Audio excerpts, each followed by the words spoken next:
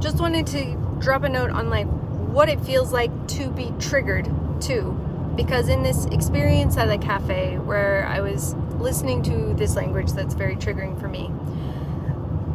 it doesn't happen all at once. There are acute triggers that I've encountered where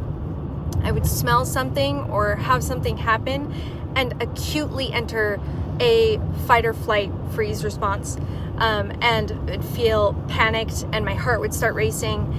That's an acute trigger that can be tricky in its own way. But what I was experiencing today was more of a passive trigger, where it was happening in the background and it wasn't the cause of like immediate pressure or stress where I felt like a huge spike in adrenaline or cortisol or anything. But it was kind of this like swell of tension in the background as I was listening to this language. And then I, like, in feeling that swell of tension, I would just kind of like let it recede naturally. But as it would swell over and over again, I noticed that over time I was maintaining a higher level of tension than I was before I entered the cafe, because the those repeated rises in tension, they weren't receding all of the way before I would meet the next rise in tension.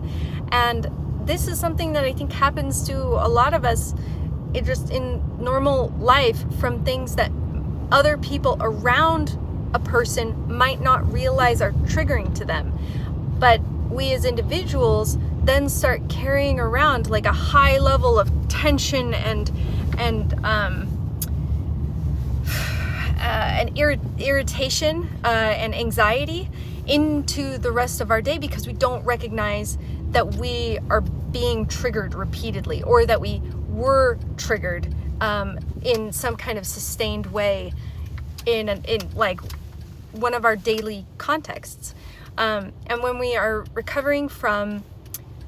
something like religious CPTSD, mission CPTSD, any kind of fundamentalism, this is a super important thing to keep in mind, because when you're navigating relationships with other people, you might be carrying a very different level of triggeredness, anxiety, and tension in your body at all times than the rest of your network understands. But if you understand that about yourself, then you can bring compassion to your own experience and recognize that this isn't just made up and that you're not over-exaggerating. You are responding to real cues from your environment that translate into your body as triggers.